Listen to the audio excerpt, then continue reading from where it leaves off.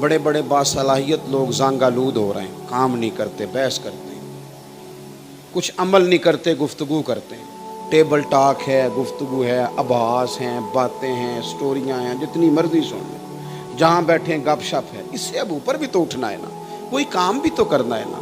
میں اکثر دوستوں سے کہا کرتا ہوں کہ ہم نے تقریریں رکھ لی ہیں، تقریریں، دوست آ کے کہتے ہیں جناب وہ 45واں جلسہ ہے تو اب 46ویں نمبر پہ آپ آئیں، تو میں کہتا ہوں 45 جلسوں کی کارکردگی بتاؤ کیا ہے، اس سے کتنا انقلاب آیا، اور اگر ان 45 سے نہیں آیا تو میں تو سب سے نکما ہوں، میرے آنے سے کیا آئے گا۔ آپ سب لوگوں کو میری باتوں کی سمجھ آ رہی ہے؟ جلدی سے آپ نے ہاں نہ کرنی آ رہی ہے۔ ایک سوال کا جواب فٹافٹ دیں، ٹائم تھوڑا ہے۔ حضور صلی اللہ علیہ وسلم نے فرمایا کہ ایک عورت بڑی گناہ گار تھی، طوائف تھی، پھر وہ جا رہی تھی، کتا پیاسا تھا، اس نے پانی پلایا، اللہ تبارک و تعالیٰ نے اس خیر کے کام کی برکت سے اس عورت کی بخشش کر دی۔ ذرا جلدی سے بتائیں یہ حدیث سب نے سنی ہوئی ہے؟ جلدی بولے نا یار، سب نے سنی ہے۔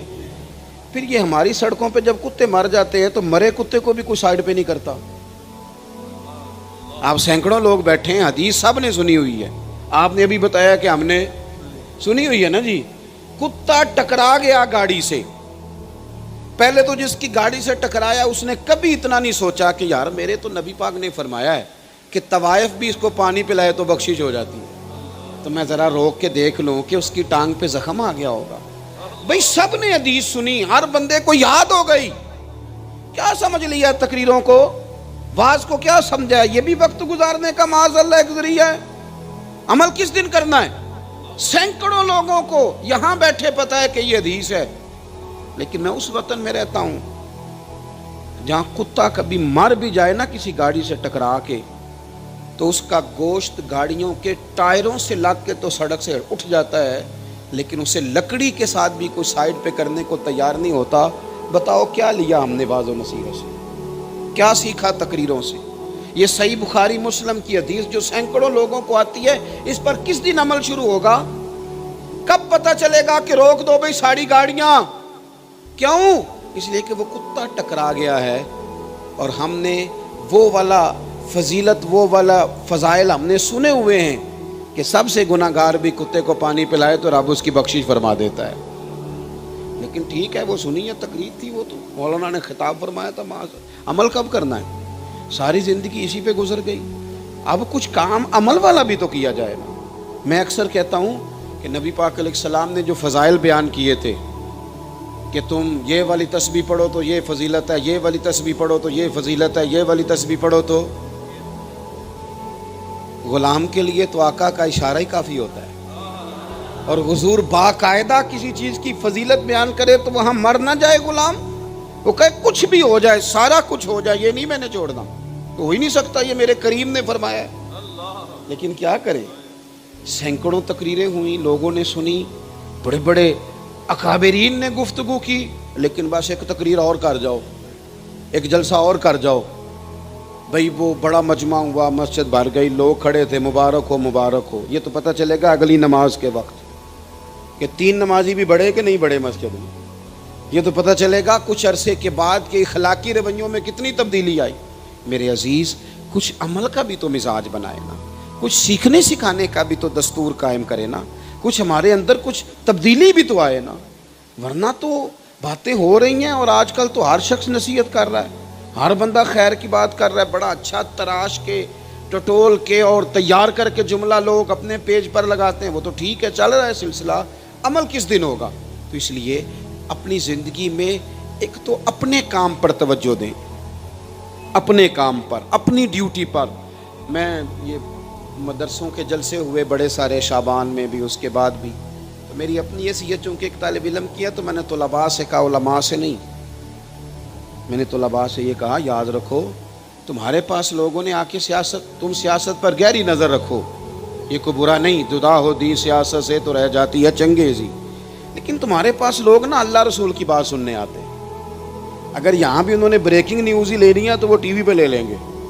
تم کوئی رب رسول کی بات کرو, نظر گہری رکھو, اپنا مثبت نقطہ نظر بھی اس پر دو, مثبت تبصرہ بھی ضرور کرو. لیکن لوگ دین دیکھیں نا, میں ویلڈنگ والے کے پاس جاتا ہوں تو میں اس سے ویلڈنگ کا کام لینا چاہتا ہوں, کپڑے نہیں سلوانا چاہتا. اگر وہ کس قسم کی بات کرتا ہے تو مجھے اچھی بھی نہیں لگتی. میں کہتا ہوں تیرا جو کام ہے تو وہ کر.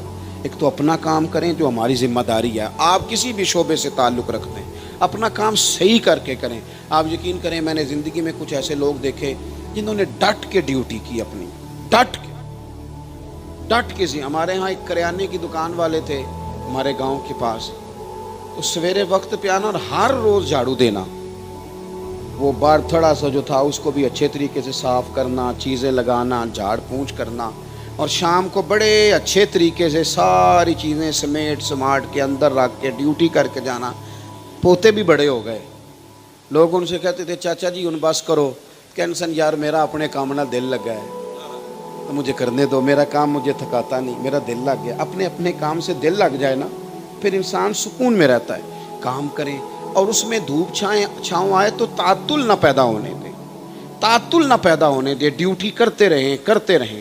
اور تیسری گزارش آپ حضرات کی خدمت میں یہ ہے کہ جب کچھ سنیں, جمعے والے دن سنیں, کسی درس میں سنیں, کسی محفل میں سنیں, تو اس کو ذریعہ علم بنائیں, اس کو ذریعہ عمل بنائیں. ایسا نہ ہو کہ باتیں سن رہے ہیں, ہم سالوں سے سن رہے ہیں, سنتے ہی جائیں. میں کئی دفعہ گزرتا ہوں روڈوں سے ادھر تو میں حالات دیکھتا ہوں تو میں کہتا ہوں یار ایسے لگتا ہے کہ جیسے اب ہم نے ان چیزوں کو بھی صرف اسی لیے بنا لیا ہے کہ چلو آدھا گھنٹہ بیت جائے گا. زندگی میں عمل کا ذریعہ اختیار کریں. آپ کا جو عمل ہوتا ہے نا, اس کا اثر آپ کی گفتگو سے زیادہ ہوتا ہے. گفتگو سے عمل کا اثر زیادہ ہوتا ہے. جب کوئی بندہ عمل کرتا ہے نا, آپ رونے لگ جائے نا تو آپ کو دیکھ کے بندہ رونے لگ جائے گا, یہ آپ عمل کر رہے ہیں. اگر کوئی قریبی ہوگا نا آپ کا تو اس کا دکھ آپ کو محسوس ہوگا. تو اس لیے اپنی زندگی میں عمل کا رستہ اختیار کریں. اللہ تعالیٰ مرحوم کی مغفرت فرمائے. تشریف رکھیں ذرا جی. اب مجھے انہوں نے ایک اور فرمائش کر دی ہے تو ایک بات صرف عرض کر دیتا ہوں. سیدنا امیر حمزہ رضی اللہ تعالیٰ عنہ کے تعلق سے, حضرت امیر حمزہ حضور سید عالم علیہ السلام کے چچا جان بھی ہیں, رضائی بھائی بھی ہیں. اور وہی بات جو میں کر رہا تھا, جو لوگ آتے نہیں آئے اور پھر جو کام ان کے ذمہ تھا وہ کام انہوں نے ڈٹ کے کیا, اور جو کچھ کیا کشتیاں جلا کے کیا. حضرت امیر حمزہ رضی اللہ تعالیٰ عنہ نے 40 کے قریب لوگوں کو قتل کیا ہے احد میں, اور پھر دھوکے سے پشت پر حملہ کر کے ان کو شہید کیا گیا. اللہ نے ان کو اعزاز یہ دیا ہے کہ رسول پاک صلی اللہ تعالیٰ علیہ وسلم نے 70 بار ان پر نماز جنازہ ادا فرمائی ہے.